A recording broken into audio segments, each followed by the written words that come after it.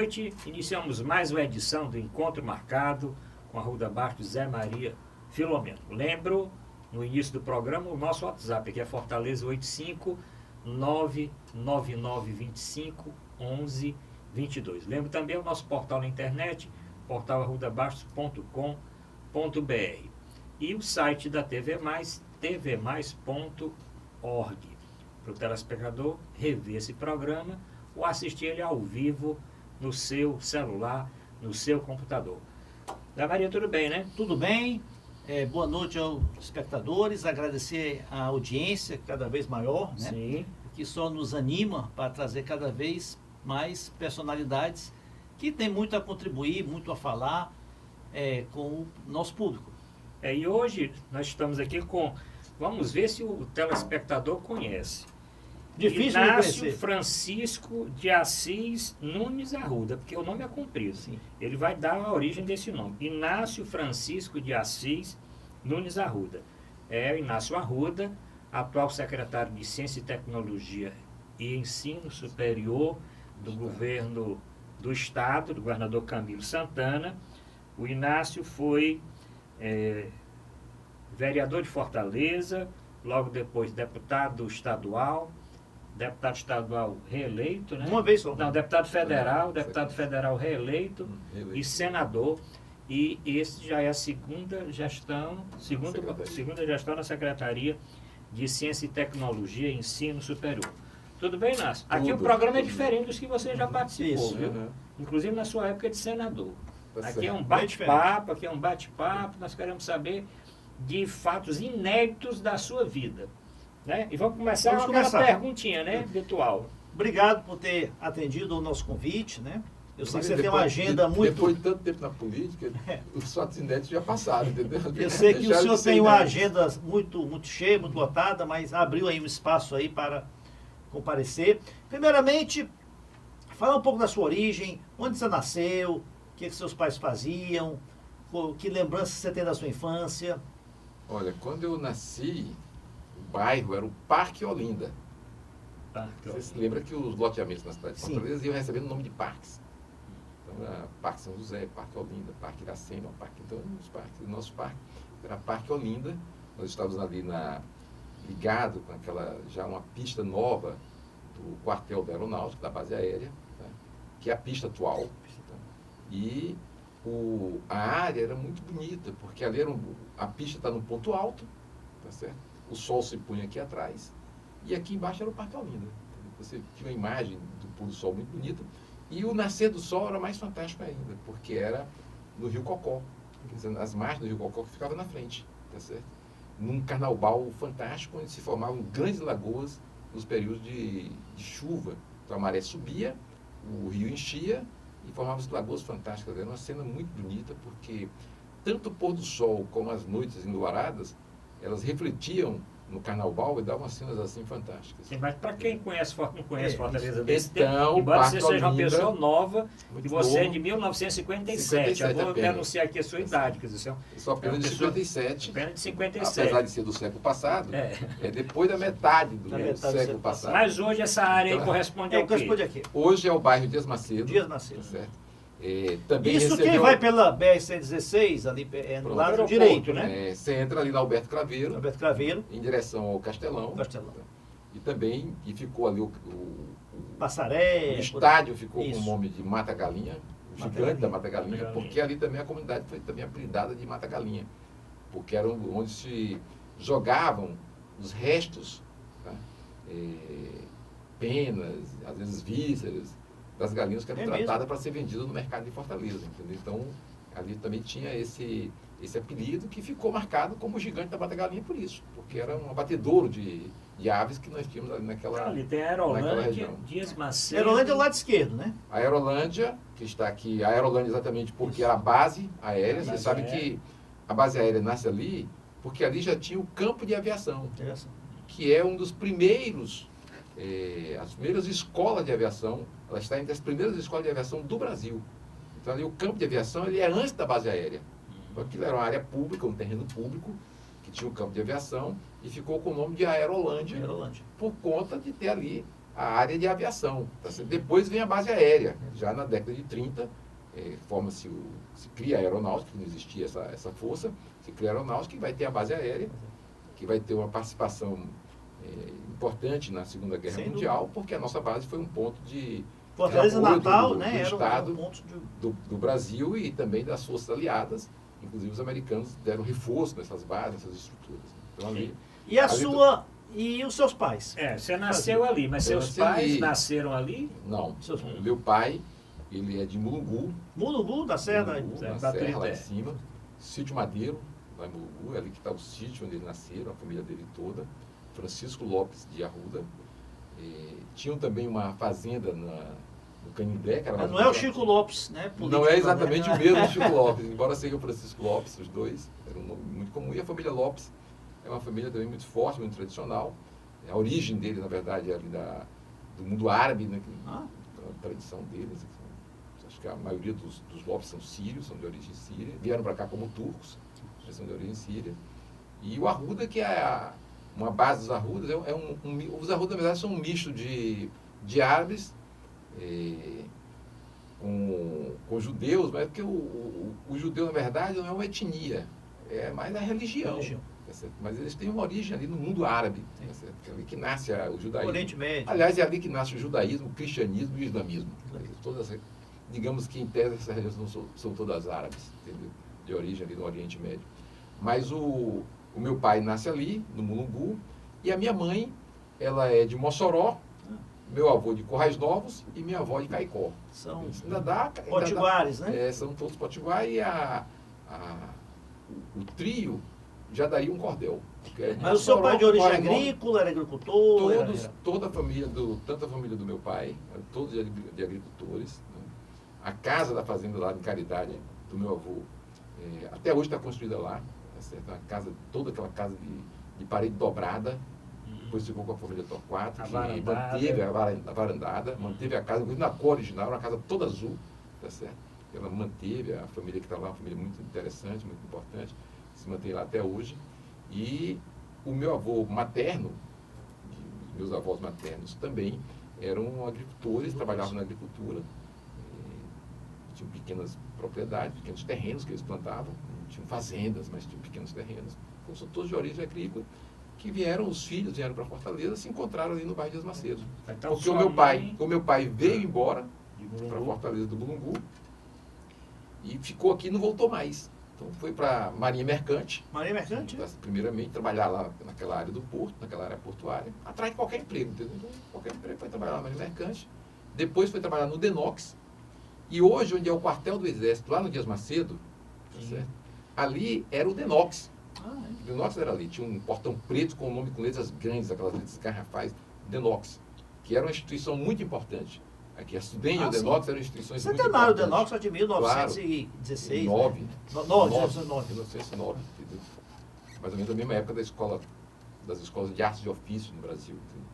Então, depois ele foi trabalhar no Denox, fazer posto no interior do Ceará, e uma coincidência, já que você gosta de coisa inédita, para mim, né, pode não ser para o Distrito Público, mas é uma coincidência extraordinária. O meu pai vai cavar poço aí pelo interior do Ceará, pelo Denox, tá? E cava um poço na fazenda Graviola, em Quixadá, tá certo? E faz uma grande amizade com a família que está naquela fazenda. E um dos filhos do dono da fazenda, do seu Mariano, tem o nome de Enéas. E era um boêmio, o pai gostava muito de sair com violão, com a sanfona, etc. E tal. E um dos filhos, ele bota o nome de Enéas. Então, depois, o seu Mariano conversando com meu pai, o seu Mariano disse, nós estamos lá fazendo a Graviola. Aí o papai disse, poxa, eu fiz um poço nessa fazenda Graviola. Tá certo? E a fazenda Graviola era a fazenda da família do seu Mariano, que é o pai da Terezinha Bragamonte. Sim, tá que é a sua esposa. Que é minha esposa. Ah, olha Tá só, o certo? destino Das realmente coincidências, bonito. Depois coisa você da vai falar história, disso aí. entendeu? E você estudou onde? Lá no bairro mesmo? Eu estudei, primeiramente, nós estudamos com a Nilma, que era a nossa professora, sim. esposa aqui do Messias Pontes, Messias já Pontes. falecido, jornalista. Lembro do querido, Messias Pontes. Nosso companheiro de muitas jornadas. Que é irmão do Zé Maria, né? que é irmão do Zé Maria. Maria. Ela foi ali praticamente, a minha mãe é autodidata, ela nunca foi na escola. O meu pai chegou até o 2º ano primário, tá certo? E a minha mãe aprendeu a ler e a escrever sozinha, e aprender a matemática, ela com a irmã mais velha, porque ela precisava ensinar os filhos, entendeu? Porque não tinha escola. Não tinha escola. Então como fazer? Tinha que ser a mãe que tinha que ensinar, entendeu? Então ela começou ali a ensinar a gente a cartilhazinha de ABC e a tabuada e tal, mas depois veio a Nilma para ajudar a gente. Depois veio o seu José Duarte Pinheiro. São quantos irmãos? Com 7 irmãos. 7 irmãos. Você Então, está no... Eu sou o segundo, tenho minha irmã mais velha, depois tenho eu. Então o Zequinha era um jovem que se formou, fez o colegial e resolveu ensinar os meninos e começou ensinando debaixo da latada, na frente da mercearia que tinha lá, do Chico Mota. O vizinho do Chico Mota viu aquilo ali e disse, puxa vida, então bota esse menino aqui no meu alpendre. Então, que era um açougueiro que tinha no bairro, Zé de Abreu. Então, Zé de Abreu abriu a varanda dele, mas você imagina um mês com as turmas era tudo, era menino de 5 anos até 15 anos, tudo junto. Eu imagino que era uma vida bem interiorana, né? Era, praticamente. então aquilo ali, aquilo era uma loucura, aquela aula naquele alpendre, com todo mundo junto, de toda idade, e um barulho, um inferno na porta do homem. Aí daí a pouco a gente começou um movimento, esse movimento resultou, eu lembro que o ex-presidente da associação lá do bairro disse que a primeira manifestação que se realizou, que ele viu eu presente entregando um documento, foi na primeira comunhão. Então na primeira comunhão nós resolvemos entregar um abaca-assinado para a maior autoridade presente que a gente tinha ciência da existência, que era o padre do bairro. Então entregamos um abaca-assinado pedindo a escola. E criou-se um movimento, alugamos uma casa, essa casa depois se transformou na escola Antônio Dias Macedo. Saiu da casa e foi para a escola Antônio Dias Macedo no bairro, construído no terreno da Fundação Antônio Dias Macedo, que deu o terreno e construiu ali o primeiro embrião daquela escola. Então, primeiras aulas eu tive ali. Depois, o meu pai conseguiu, porque ele foi ser funcionário da base aérea, e conseguiu, funcionário de serviços gerais, conseguiu colocar a gente lá dentro do Gene Gomes, que era dentro do quartel, na vila. É uma escola... que hoje é ali na Borges de Melo, Era. hoje foi estadualizada na Borges de Melo, ela era dentro da base. Era dentro da base. Então era aquela escola dentro de uma mega fazenda que tinha uma vila militar e tinha um aeroporto, entendeu? Então era uma aula fantástica, digamos assim. A gente passava praticamente o dia todo saía dali do colégio e ficava dentro do quartel ali. Tinha fruta ali, se fazia armadilha para pegar animais e pegar passarinho. Futebol, então, jogava? Jogavam bola, então fui ser diretor até do time de futebol do bairro, entendeu? Já. No segundo quadro. Reserva. Não, perna de pau era segundo quadro. É, Jogava, mas era segundo quadro. Aliás, aspirante. O Né? senador político Inácio, tem um time de preferência? Eu sou torcedor do Fortaleza. Mas a esposa é torcedora do Ceará. É muito democrático, não tem... Bem, e aí, isso deve para que os nossos clubes não caiam. Isso deve ter sido o ensino primário, né? E o ginasial... Primário, depois daqui eu saí do Gene Gomes, eu estudei até encerrar o que seria o ensino fundamental, depois eu fui para o liceu. O Liceu do Ceará, ali na Praça na Praça Gustavo Barroso, tá certo? Que é aquela Praça dos Bombeiros, chamada aquela Praça Gustavo Barroso. Então, ali na Praça Gustavo Barroso, que é uma pessoa também da história do Ceará, muito importante, conservadora, mas muito importante. Ali eu comecei, ali tinha um movimento já, ali tinha uma turma do PCB, muito importante. Partidão. De jovens, que estava ali, e a gente já começou a militar ali com aquela Isso turma. já nos anos 70. Nos anos 70, e ali eu já tinha entrado na biblioteca comunitária do bairro, porque o bairro tinha uma biblioteca. Ainda morando lá no Dias Macedo. Morando no Dias Macedo. Então eu entrei na biblioteca, que era um grupo de jovens que tomava conta da biblioteca. E eu entrei na biblioteca porque quem fosse do grupo de jovens tinha direito a ficar com o dobro de tempo com os livros. Então a gente precisava de livros, nós não tínhamos livros. Então a biblioteca tinha os livros, nós íamos para lá e tomavam emprestado pelo dobro do tempo aqueles livros. Aí vou para o liceu. Antes de chegar no liceu, já entrei no grupo de jovens do bairro, um grupo de jovem comunitário. Vou para o liceu e ali eu vou fazer um curso em associação com a Escola Técnica, já é a Escola Técnica Federal, já saiu de arte ofício a Escola Técnica, que não é mais uma escola industrial ainda, na 13 de maio. Um curso combinado ali do liceu com a Escola Técnica, que é de mecânica de máquinas. É um curso muito interessante, muito importante. E já estudando ali dentro da Escola Técnica via liceu, também entrei para o curso de eletrotécnica, o curso da própria escola técnica. Mas você tinha já essa tendência dessa área técnica, de tecnologia, essa área de mecânica? A tecnologia, ela é uma coisa assim impressionante, porque você lembra que na infância, normalmente, a gente queria desmontar os rádios, tudinho, Sim, queria fazer de novo, e não dava certo, e Engenheiro desfaz, eletrônico. monta relógio, desmonta relógio, fazia o curso por correspondência, ele Tinha mandava as correspondência, peças. tinha aquele até entendeu? uma Uma revista. É uma revista revistazinha, correspondência. que a gente mandava, pedia, ele mandava as peças todas. Você comprava aquelas peçazinhas muito baratinho. Entendeu? Eu ganhei Então, muito que a de gente presente de Natal. a gente fazia montagem, desmontagem, não dava certo. Eu digo, para o seguinte, vou fazer logo um curso técnico para a gente resolver esse problema.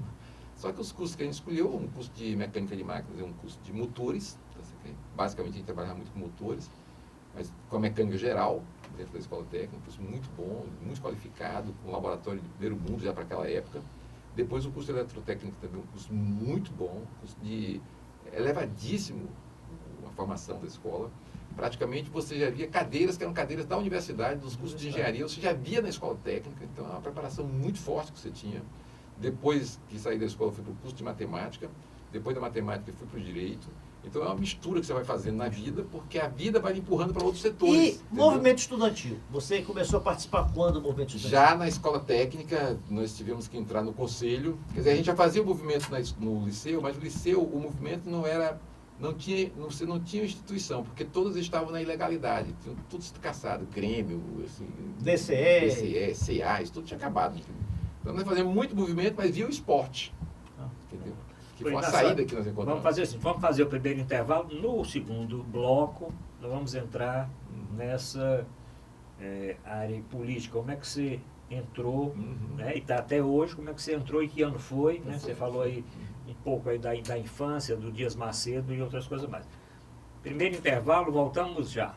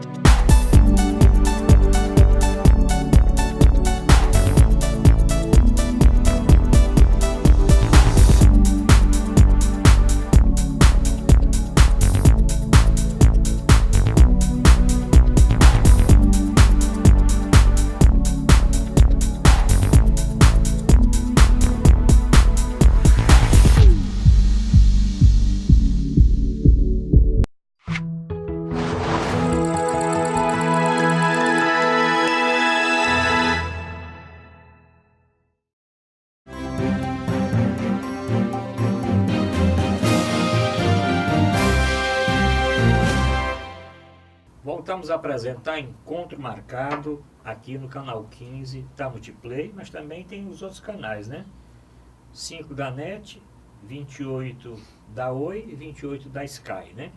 Comente o programa de hoje no WhatsApp do programa, que é Fortaleza 85 99925 1122. Assista os programas anteriores no nosso canal do YouTube, que está no site da TV Mais, tvmais.org. Bom, vamos saber agora do Inácio Arruda aqui, como foi essa entrada dele. A sua família, vamos falar, você chegou aí ao liceu essa época toda e tal, escola técnica. A sua família estava dentro de algum movimento político? Você foi o primeiro da família?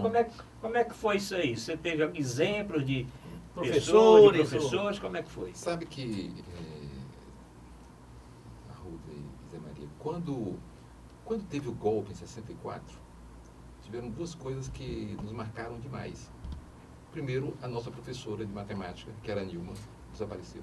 É mesmo? E todos consideravam que ela tinha sido assassinada pela ditadura. Ela morreu.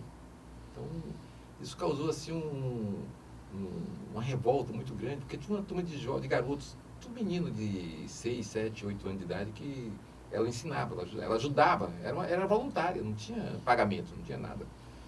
Depois, uma boa parte dos militares que atuavam na base aérea de Fortaleza naquele período também foram presos. Foram levados para o Rio de Janeiro, depois é que a gente soube que estavam presos. Isso era de conhecimento nosso, porque o meu pai trabalhava na base aérea e nós estávamos ali relacionados, a gente vivia brincando com aquela turma toda. Era menino chorando, e não entendia o que estava acontecendo. O que estava acontecendo é que os pais, na verdade, tinham ido para o Rio de Janeiro presos. Eles não tinham ido só passear no Rio de Janeiro, entendeu? Então, aquilo foi criando um posicionamento. Eu disse, não, esse negócio não deve ser bom, porque se prendeu uma pessoa tão boa como a Nilma, e se prendeu militares que a gente tinha um relacionamento, que eram pessoas tão boas, que a gente convivia ali todo dia, e que estavam desaparecidos também, então alguém precisava explicar melhor o que estava acontecendo. Então isso foi criando já a ideia de que isso não dava certo, isso não estava bem. Até chegar em 74, quando eu já estava entrando no grupo de jovens, lá do bairro, que era da biblioteca comunitária, era muito relacionado com a igreja, mas ele era funções separadas, tinha um grupo de jovens da igreja, tinha um grupo de jovens da biblioteca. Então nós fomos juntando aquela turma, e a turma de jovens queria saber se, bom, tá bem, então vai ter uma eleição. Tem eleição até para senador. 74, né? 74. Vamos votar. Em quem é que a gente vai votar? Então a gente estava lá numa partida de peteca, jogando, porque estava serenando nesse período, estava tendo uma chuvinha, apareceu o milho, a gente fazia umas petecas para jogar peteca. E era peteca e futebol ali no meio de uma pissarra, aquelas que a gente, quando caía, arrancava um pedaço do joelho. Então, e o pessoal querendo saber, porque como já tinham percebido que eu tinha essa realidade ali do grupo de jovens, que discutia muito, e sabiam que a Nilma não tinha aparecido, etc. e tal, e que a gente tinha essa suspeita de que ela tinha sido tragada aí pela ditadura. Então, disse, olha, nós vamos apoiar o Mauro Benevides. E o pessoal diz, mas Inácio, quem é esse Mauro Benevides? Eu não sei quem é o Mauro Benevides, porque eu também nunca vi o Mauro Benevides. E eu nunca estive com o Mauro Benevides, não sei quem é, mas o Mauro Benevides é o candidato do MDB contra o candidato da Arena. A ditadura apoia a Arena e nós apoiamos o Mauro Benevides e ponto. Não tem discussão, entendeu? Então formamos uma turma boa, começamos ali aquela campanha para apoiar o Mauro Benevides, que terminou, que venceu a eleição. Então ficou aquela ideia de que, pois, agora o político aqui agora é o Inácio, entendeu? Que não era, eu estava estudando, não estava preocupado ali em fazer exatamente política nem partidária, porque não tinha partido nenhum, mas não tinha partido nenhum. Foi uma campanha que se fez ali o movimento do bairro, sem ninguém era de MDB, não tinha relação nenhuma com o MDB. Entendeu? Nós fizemos uma campanha porque era de fato a campanha contra a ditadura, pura e simplesmente naquela época. E saímos vitoriosos. E o seu engajamento? Como é que, isso foi se dando aos poucos, né? Porque a partir daí, você então fica ali no olho do furacão. Nós transformamos aquele grupo de jovens num grupo muito politizado, que tinha muitas ideias, transformamos aquelas ideias em atividades permanentes, principalmente esportivas, mas ali a gente já tinha o jornal Em Tempo, já tinha o Pasquim, já tinha o jornal, apareceu o jornal Movimento, daqui a pouco a gente passou a ter acesso ao jornal Classe Operária, porque retornou ao nosso ambiente a Nilma Jacomicias, que a gente não conhecia, tá? Não tinham sido mortos. Retornou. Eles estavam na clandestinidade, no Maranhão, né? Tinham sido presos, de fato, foram presos 2 ou 3 vezes, foram para o Recife, mas conseguiram sair, e daí foram para a clandestinidade, ficaram no Maranhão.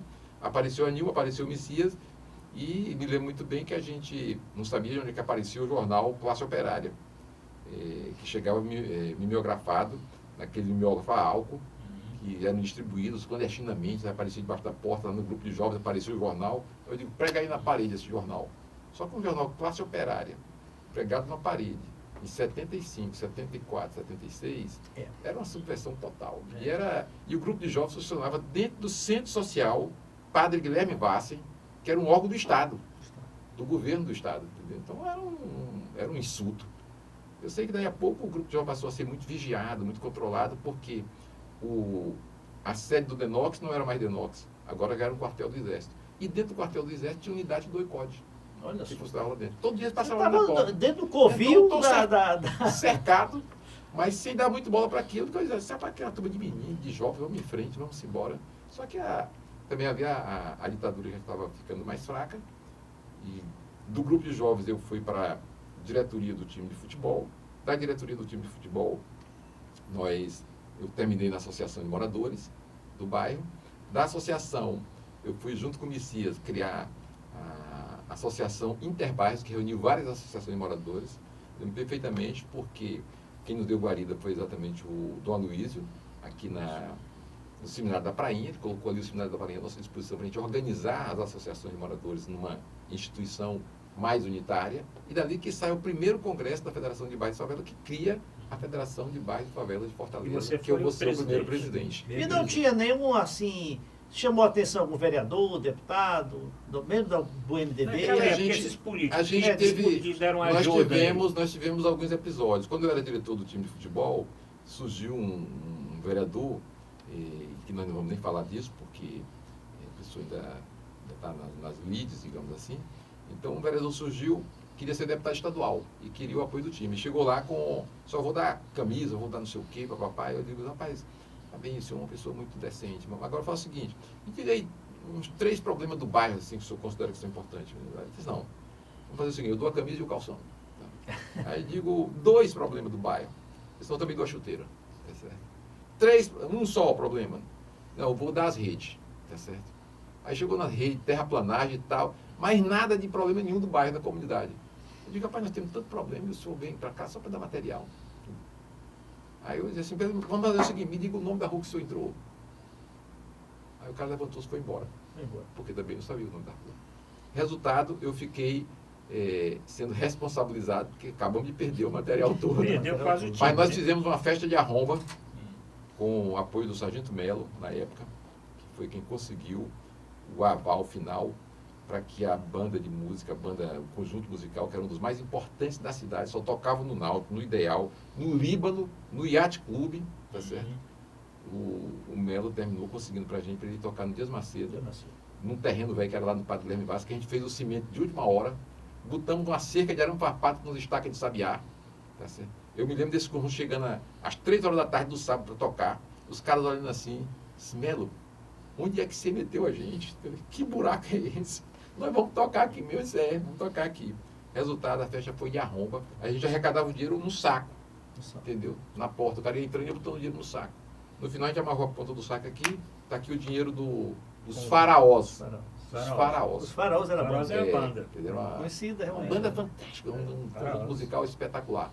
Tocou lá no Dias Macedo, recebeu o dinheiro e o menino dos faraós disse, pô, Inácio, primeira vez que a gente termina uma festa e recebe o dinheiro na hora. Olha só. Porque nos outros clubes passa 1 mês, 2 meses, 3 meses e quase a gente não recebe, entendeu? Mas vamos avançar Compramos porque... o material do time de primeira qualidade.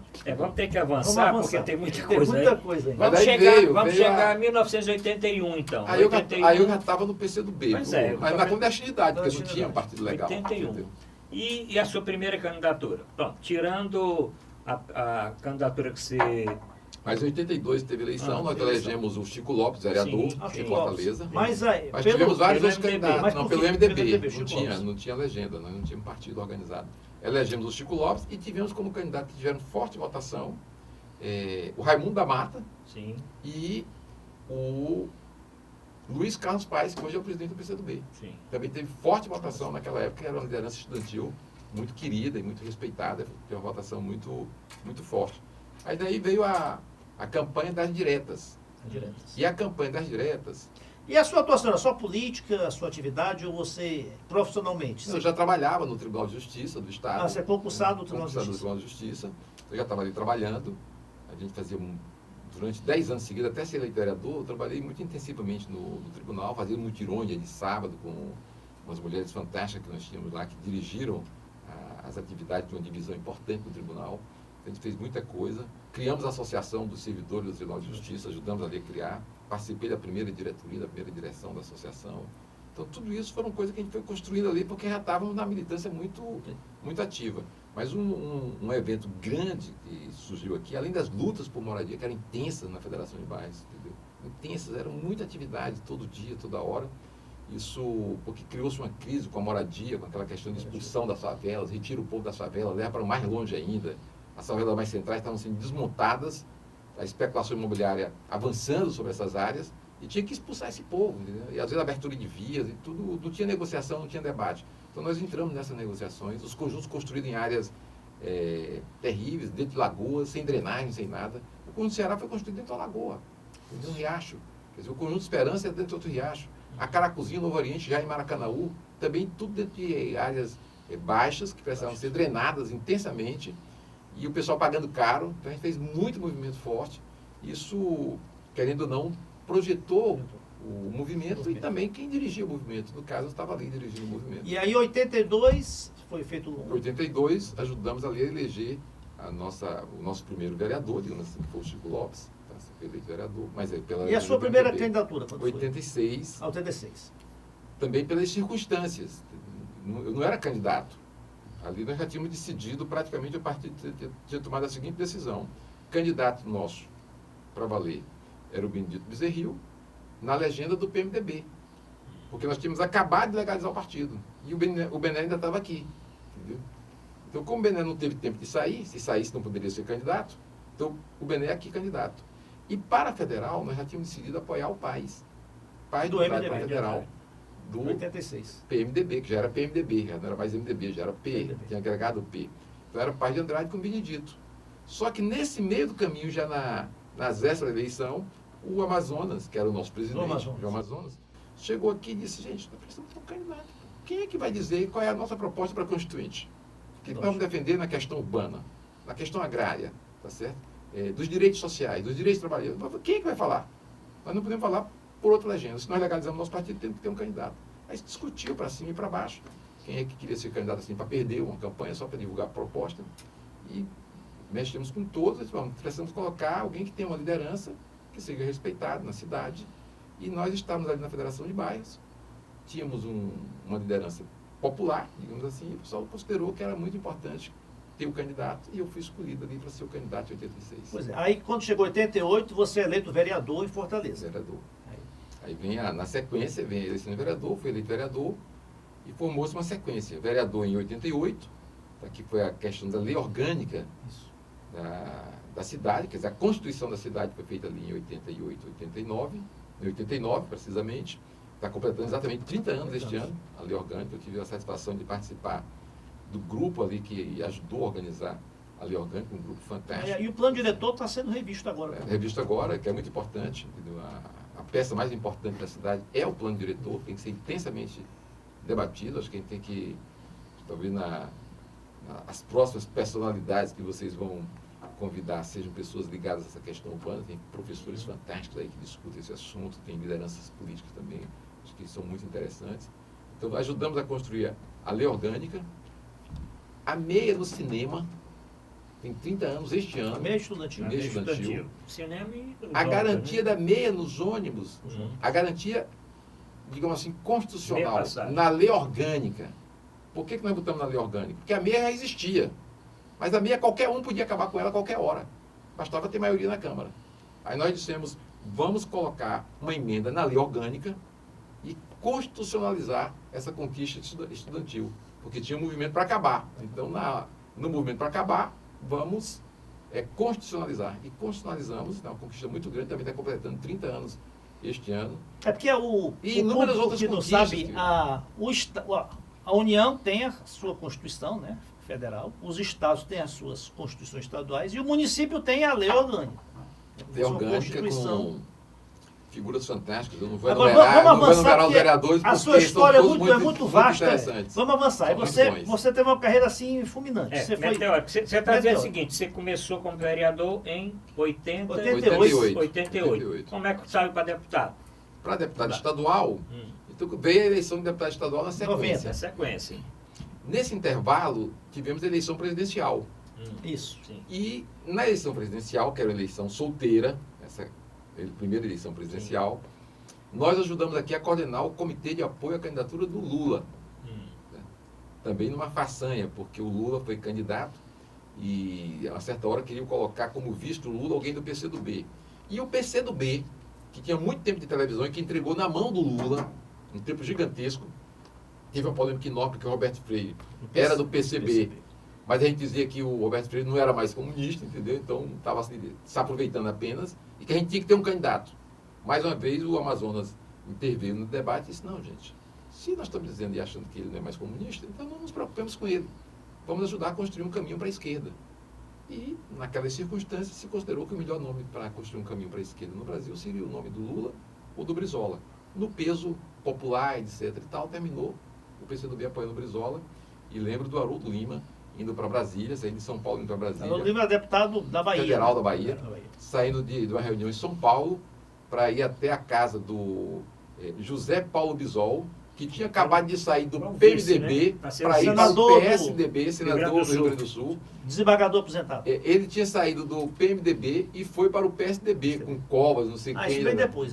Aí nós fomos lá para a casa dele e disse o seguinte: ó, Zé Paulo Bisol, agora você fala o seguinte, você sai do PSDB Volta. e entra no PSB.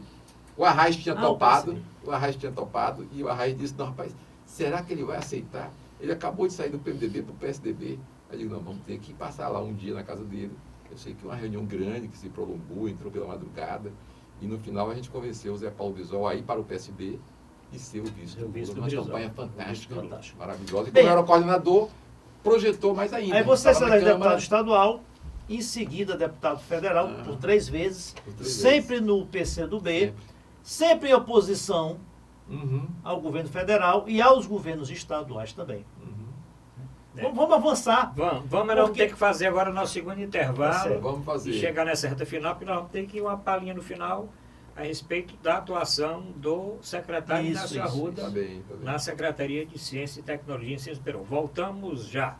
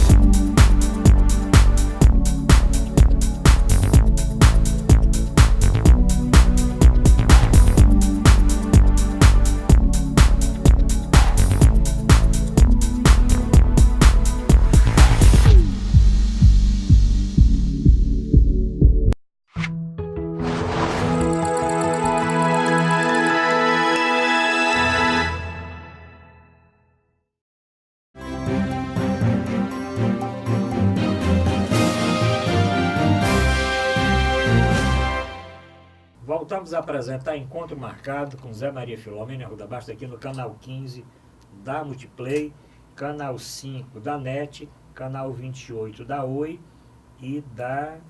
Qual é o outro mesmo? Esqueci. NET, Oi, NET, Oi. Multiplay, Ajuda, dona. Aqui é Sky, ao vivo, hein? Sky. E Da as Sky as e a Oi. principais Ó, bote aí, vai operadoras de procurando. TV por assinatura no Pronto. Brasil. Procure aí que você encontra o programa Encontro Marcado em qualquer lugar do mundo. Ou pela Se internet, rodar, TV mais... vai Se encontrar. rodar, vai encontrar, né? Mas, Vai senador, é Sim. muito assunto, né? É. Vamos adiantar. Você foi encontrar. 3 Sai de vereador, deputado estadual... deputado federal sempre no PCdoB, sempre em oposição ao governo federal, ao governo estadual, um partido assim. Hoje eu não chamaria de extrema esquerda, mas a época era extrema esquerda. Aí chega um episódio muito marcante na sua carreira, né? Você foi candidato a prefeito em 2000, tinha sido, eu acho que 96 já, Sim, né? sim, 2000, vai ao segundo turno Uhum. contra o Juracy, né? Uma campanha muito apertada, né? Muito, bateu na trave. O Juracy Magalhães foi um prefeito, 3 vezes prefeito de Fortaleza, o mais jovem não lembro, mas foi reeleito em Ele foi eleito, ele era vice do Vice Ciro, do Ciro. aí assumiu, porque o Ciro saiu para governador, ele assumiu, depois ele Foi eleito. elegeu, quer dizer, com o apoio dele foi eleito o Cambraia. Cambraia, também, isso. são todos grandes prefeitos da cidade, e na sucessão do Cambraia, que eu já fui candidato também com o Juracy, Ah, já, certo. o Juracy foi eleito Eleito. em 96, teve um mandato já com muita dificuldade, e foi reeleito em 2000, que foi quando eu fui para o segundo turno com ele. Ah, você foi em 2000, isso. Agora, chega a eleição de 2004, né? Lula já era presidente, né? Então, havia pelo menos comentava-se nos bastidores que havia um acordo, né, um compromisso, né, do PT nacional e do PT também estadual em apoiar o seu nome para a sucessão do Juracy 2004. 2004. E quando surge a Luiziane e fura, né, esse acordo, né, esse entendimento e sai candidata. Havia mesmo esse compromisso de lhe apoiar? Não, nós sempre discutimos muito com o PT, né? Você vê que nós... Sim, mas havia o compromisso do presidente, da direção do PT nacional, É que o PT... em apoiar o seu nome para prefeito? De algum Não. segmento do PT. É que nacionalmente sempre se monta uma mesa de debate entre os partidos, e no caso nosso, nós tínhamos uma mesa com o PT, com o PSB, com o PDT, esses partidos todos estavam na mesa discutindo permanentemente. E com o grau de relação que a gente tinha com o PT, você vê que em 89, nós podíamos ter tido candidato. Nós tínhamos projetado uma liderança, um Haroldo Lima, candidato à presidência da República, era um debate extraordinário. Ou já naquela época, digamos, o Aldo Ribeiro, que era do partido, ou o Aldo Arantes, foi presidente da UNE, uma figura também espetacular, que tinha fortes relações com vários movimentos, com a CNBB, com a OAB, com a ABI. Então você tinha nomes assim muito fortes para disputar uma eleição presidencial. Mas você, compreendendo que precisava construir um movimento para o campo popular e de esquerda, apoiou o Lula. Então, por isso, a gente tinha sempre muita intimidade para discutir com o Lula. Então, embora não tivesse um compromisso formal do PT com a candidatura nossa, nós sempre falamos do PT que nós íamos ter um candidato aqui e nós esperávamos o apoio do PT. Mas o PT sempre tem uma estrutura local para decidir. Ele monta um grupo de trabalho local e aquele grupo de trabalho realiza os seus encontros e a decisão é nesses encontros. Então, no final, o PT resolveu ter candidato. Então, nós não tivemos o apoio parece do que PT. por um voto, né? Foi por um voto por um que voto. a Até teve uma segunda votação, né? Por um voto nós ficamos com apoio e depois mudou e acho que por 2 ou 1 também deixou. E a direção? Acho que era o Zé Guimarães era o presidente? Não, acho que não era não. Acho que na capital sempre foi diferente. Aqui a capital eles têm um diretório. Tem um, Bem, agora, tá bom. Você era, assim, do flanco. Em 2006... Do flanco da... Mas eu vou ainda explorar 2004 ainda. No flanco da esquerda, progressista, não sabe assim, você era pleno favorito, né, até aquela eleição. Você acabou em terceiro lugar, não foi o segundo turno. Né? Essa foi a Luiziane e, se não me engano, o Moroni foi o primeiro, a Luiziane foi o segundo. O fato de você ter, né, apoiado a reforma da Previdência do Lula, que incluía, inclusive, a cobrança dos inativos. Aliás, você tem uma polêmica. Você disse que não apoiou a reforma, aí tem outros dizendo que você apoiou. É que tem duas... o problema é que todos isso pesou, porque... o problema é que todos o seu eleitorado cobra muito, na época cobrava muito isso, que foi uma contradição do seu discurso, da sua luta em favor dos aposentados, né? Então, a votação da reforma da Previdência no governo do Lula foi uma reforma voltada para o serviço público. Sim. Não tinha regime geral. Não se tocava no trabalhador, no operário, no comerciário, no bancário. Nenhum desses servidores. Sim, mas na cobrança do inativo, sim. Não, de jeito nenhum. A cobrança ativa é só a partir do limite. Só a partir do teto. Do teto, só a partir do teto. Que não mexe com o servidor do regime geral. Não mexe com nenhum operário, com nenhum trabalhador, com nada. Era só quem fosse acima. E nessa votação... Mas o funcionário público era base sua também, né? Você tinha um apoio grande do funcionário público. E mesmo nessa votação, era o que passasse daqui. Foi nessa votação que digamos assim, que o bicho pegou. Sim. Porque essa era como se fosse a principal votação da matéria. Agora, como é que se votou a reforma da Previdência? Você rebota o geral, porque o geral, digamos, todo mundo, uma grande maioria está de acordo, tá certo? Então a grande maioria está de acordo, agora vamos no destaque. No destaque não está. Então na hora que botou para cobrar de inativo, a posição nossa, partidária, foi contra. E nós encaminhamos o voto contra, tá certo? Nessa posição. E outros que eram contra a votação geral, votaram a favor dessa. Mas esses que votaram a favor, nem apareceram no debate. Eu só apareci nesse debate porque eu era candidato. Se eu não fosse candidato, eu nem tinha aparecido nesse debate. Nem se discutiria esse assunto. E o peso disso, qual foi o peso? O peso não foi esse. O peso é que naquelas circunstâncias, com os conservadores e a direita sempre tendo, no mínimo, 25% dos votos de Fortaleza, você vê que o Moroni veio seguidamente tendo 25% dos votos. É como se ele já estivesse no segundo turno em cada campanha. Quer dizer, para tirar do segundo turno sempre era muito difícil. Tá certo? Era como se fosse o Lula na presidência, claro. Sempre estava no segundo turno. turno. Então veja como é que era a situação da campanha de 2004. 2004 foi o seguinte: Moroni, 25%. O segundo colocado era Inácio. Tá certo? No meio da campanha, tá, surge o Cambraia. O Cambraia vai para primeiro lugar. O Cambraia fica em primeiro, Moroni em segundo, Inácio em terceiro. Tá certo? Então, nessa disputa, para ver em quem mexer, então nós consideramos o seguinte: como é que nós vamos mexer esse tabuleiro aqui? Com o Moroni era muito difícil mexer. O voto dele era esse voto conservador, da direita e da extrema direita e da direita votavam no Moroni. Então ele já tinha aqueles votados. Você não tinha como mexer lá, entendeu? Onde é que você podia mexer? Você só podia mexer no Cambraia. Entendeu? Então nós passamos a debater com o Cambraia, tá certo? E o Aloysio Carvalho também, que era do... Mas o Aloysio era uma outra situação. Ele não estava aqui nesse bloco, tá certo? Então a gente sabia que o PT tinha muita força, porque a marca do PT e do Lula estavam com a candidatura do PT. Entendeu? Então ela vinha aqui por trás. Ela estava correndo solta, ninguém discutia. O meu problema era entrar aqui entre esses aqui. Quando começou a se discutir com o Cambraia, eu lembro perfeitamente que o pessoal nosso que estava olhando as pesquisas disse, não tem jeito. Nós temos que enfrentar um debate com o Cambraia, mas o risco é absoluto. Esse debate pode tirar os dois do segundo turno. E o fato foi esse. Tirou os dois. E o Cambraia ficou em quarto, eu fiquei em terceiro. Mas tudo está muito perto. E a Luiziane vinha solta aqui, passou. Aí veio a eleição de 2006. Em 2006, a mesma coisa. Enfrentamos o Moroni. Moroni. 2006... Que já tinha muita força. Você tinha uma eleição garantida para reeleição para deputado federal e assumiu um risco de... Claro. Para o Senado, né? Com Contra o governador Augusto Alcântara, mas... Que era quem estava na máquina, o Cid Gomes tinha um apoio do PT, do governo federal, que tinha muito popular. Então, para você ver, e um apoio informal, sei lá, do Tasso Gereissati, mas foi uma decisão difícil você encarar. Porque era uma eleição majoritária, novamente, com todos esses pré-requisitos. Que você pode, o mesmo debate que você pode arguir que me prejudicaria em 2004, Inclusive prejudicaria em você 2006. começou muito abaixo das pesquisas. Muito Acho que você abaixo. ganhou a eleição Na semana, digamos assim, na semana. Mas eu estou dizendo que os mesmos problemas, digamos, que se pode anunciar que você teria por uma votação assim, o assado para 2004, você tinha em 2006. Tinha uma particularidade. É que o PT estava me apoiando. Entendeu? sim. Então aqui era... Você era o candidato PSB. de todos aí, de todos da esquerda. Então juntou o Cid com o apoio do PT, com o PCdoB, tudo aqui nesse bloco.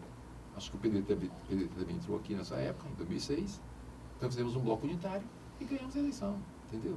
Então o problema principal em 2004 é que nós saímos divididos.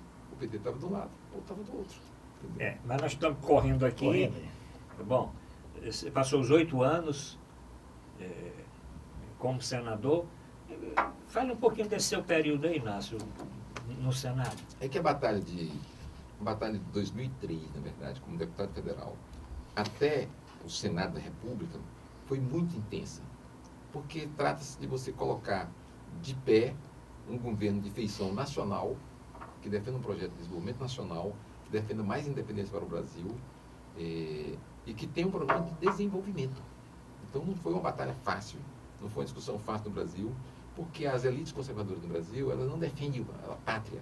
Elas até se vestem de verde e amarelo para fazer uma fanfarra, etc e tal. Mas defender o país, defender um projeto de desenvolvimento, defender a inclusão social, defender programas que permitam que o povo todo tenha direito. A gente acha muito bonito dizer, na Coreia a educação para todos é igual. Então o filho do mais rico coreano estuda com o filho do mais pobre, nem tem mais atualmente o mais pobre coreano, estão todos numa situação boa na África do Sul, na Coreia do Sul. Então todos têm direito à educação de qualidade. Mas isso é uma decisão política que tem um custo. A educação boa é cara. E fazer isso para todos significa ter um programa muito avançado.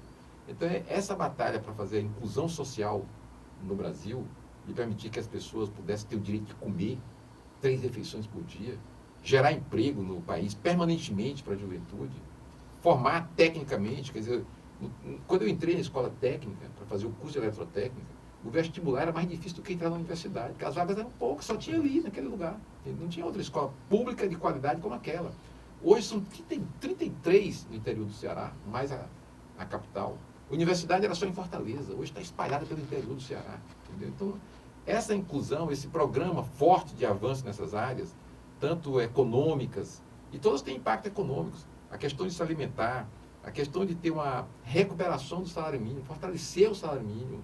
Entendeu? Então, tudo isso teve um impacto muito grande e gerou desconforto na elite financeira, principalmente. E agora, recentemente, teve um debate sobre essa questão da inserção do Brasil na América do Sul e a liderança do Brasil, E o embaixador americano, eu lembro perfeitamente dele, porque eu vi várias vezes no Congresso Nacional, o embaixador americano, que já não é o atual embaixador que já saiu ele esteve aqui no tempo do Clinton e depois voltou com Obama. Então o embaixador disse, olha, nós não poderíamos permitir isso, que o Brasil se transformasse na grande liderança da América do Sul, com as suas empresas sendo as principais vendedoras de serviços para os países da América do Sul, e que as suas indústrias também pudessem ser as principais fornecedoras de equipamentos industriais para a América do Sul.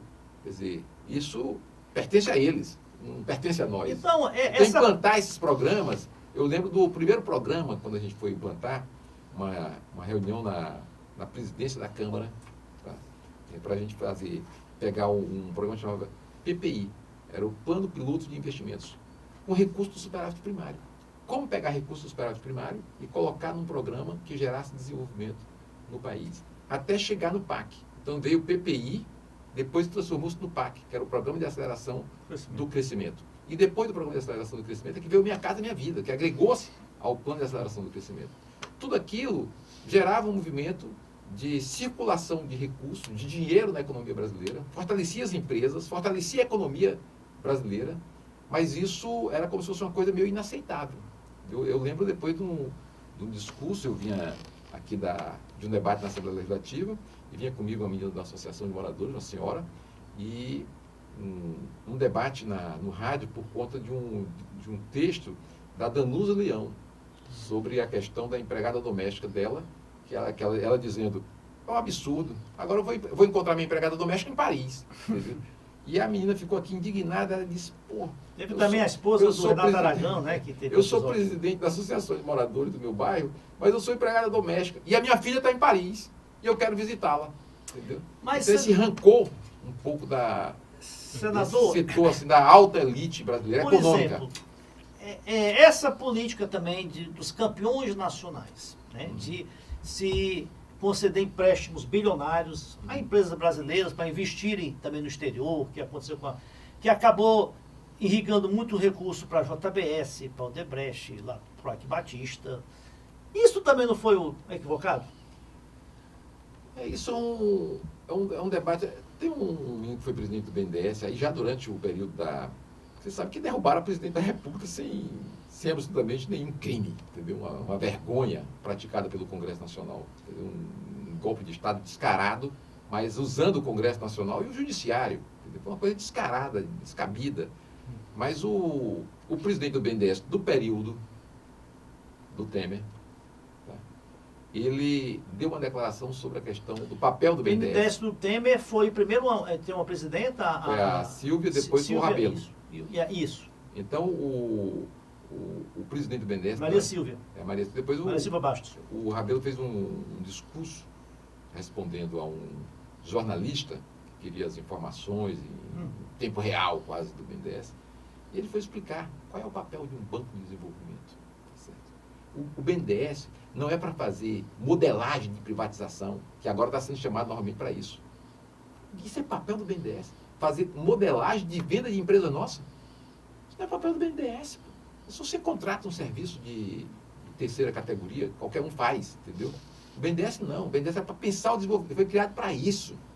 O Getúlio criou o BNDES, foi para o desenvolvimento, foi para, de fato, pensar o progresso do país. Tá certo? E não para fazer modelagem de privatização dos nossos ativos, das nossas empresas. Acho que aproveitar o quadro técnico absurdo. também do BNDES, né? Mas é uma vergonha. O quadro técnico tem em todo lugar. Então vamos ter que chamar o banco não. O banco... Para outro dia. O banco é um banco de desenvolvimento, gerar desenvolvimento do país. Nós vamos ter que chamar Vamos falar da atuação da secretaria. Eu vou começar, né, também fazer uma pergunta aqui um pouco assim, mais quente, né? Você atuou a sua vida política quase toda enfrentando, quer dizer, apoiando greves, né, até legítimas, né, de professores, de médicos, de professores, de motoristas, bancários, né? Você já chegou na Secretaria de Ciência e Tecnologia e Ensino Superior, assumiu com uma greve, acho que de 4 meses. É verdade. Na sua gestão já tiveram, quase todo ano tem uma greve de 3, 4 meses. Como é que é enfrentar? Está do outro lado. Isso é muito interessante. Eu acho que é uma riqueza. Porque, greve na UES, UVA e URCA. Uma riqueza porque, primeiro, você Primeiro foi o movimento social intenso, de manifestações populares muito forte. Depois o parlamento, uma escola fantástica. O fato de ter ajudado a fazer a lei orgânica de um município tão importante como Fortaleza, isso aí é extraordinário. Depois vem o Congresso Nacional, Senado da República, é como se fosse um PhD, tá certo? Claro. De formação política intensa. Negociação. Aí você vem para Executivo. o executivo. Executivo. Quer dizer, muda tudo. Muda tudo e é outra escola, tá certo? É um outro aprendizado. Que eu considero assim também muito importante na minha vida. A gente poder compreender o que é você não só falar dos programas e reivindicar os programas, é executá-los e saber que ali você é o gestor e que você tem que também ter coragem de enfrentar os problemas, tá certo? Porque eles vão surgindo e aquilo, nós recebemos o governo com uma greve já longa, os estudantes prejudicados, todos prejudicados, e a primeira reunião do governador Camilo, depois que tomou posse, foi a reunião com os grevistas, tá certo? Então, saber que você tem, estando no governo e sendo executivo, você tem que fazer negociação política também, permanentemente. E o governador Camilo tem essa facilidade. É um governador que tem a compreensão, porque ele foi militante na universidade, ele foi militante fora da universidade, já no serviço público, como funcionário do IBAMA, ele foi professor na FATEC, lá de Juazeiro do Norte, ele sabe o que é isso, entende, compreende, e ele é militante de um partido do campo popular. Então, acho que isso facilitou a gente negociar ali no começo da greve, só que depois que você negocia a greve, você tem que começar a executar aquilo que você Prometeu. acordou. E tinha muita coisa que tinha sido acordada ainda no governo anterior, tá certo? Mas ficou para cá. Quer dizer, o recurso que tem que ser investido, ele tem que ser adquirido aqui e agora, tá certo? Então, o Camilo disse, não, eu vou honrar, não posso fazer milagre, mas eu vou honrar aquilo que foi compromisso. Então, nós passamos a executar naqueles 4 anos. Ainda tivemos uma greve ou outra, mas hoje eu acho que está mais pacificado, mais compreensão também do que é a situação política que o país vive e que a economia cearense vive.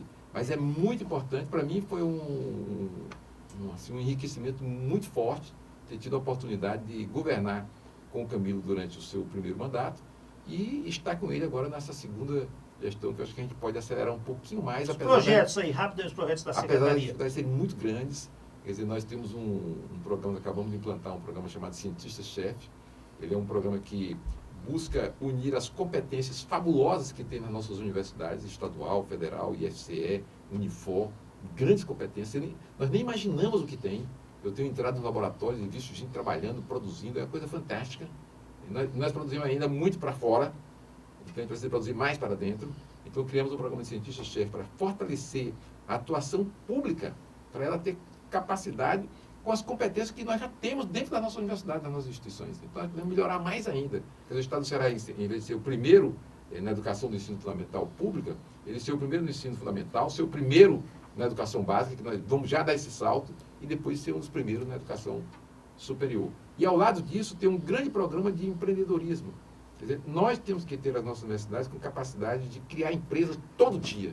Todo dia a nossa universidade tem que estar criando empresas novas. E montamos um programa de startups que está funcionando espetacularmente. Agora mesmo vamos começar um grupo com 220 times que vão durante 6 meses, jovens, tudo é gurizada. A gente tem escola fundamental de 8ª e 9ª série do ensino médio, que já pode entrar, escola, ensino fundamental e o pessoal das universidades. Juntos, eles desenvolvem produtos e tem gente que entrou com CPF no time, transformou-se em CNPJ e já teve investimento dentro dessa empresa que é CNPJ, que os recursos foram maiores do que o que o governo botou no programa durante os 4, 5 anos. Olha só, um retorno, né? Retorno fantástico. O tempo já passou, Inácio, mas eu queria esse percentual de recurso do orçamento para a secretaria, como é que foi? Então, Isso é uma coisa difícil de conquistar, não? Não, difícil de executar, porque de pôr em prática, né? Porque eu não estava como deputado estadual na hora que na hora que formatamos a Constituição. Mas nós criamos um movimento em Fortaleza, com figuras assim extraordinárias aqui da militância dentro da universidade, dentro da academia. E com essa turma, nós conseguimos conquistar na Constituição Estadual os 2% para investimento em ciência, tecnologia e inovação no estado do Ceará. Então nós conquistamos aí, está na Constituição, é um comando constitucional. Agora, como pôr em prática isso?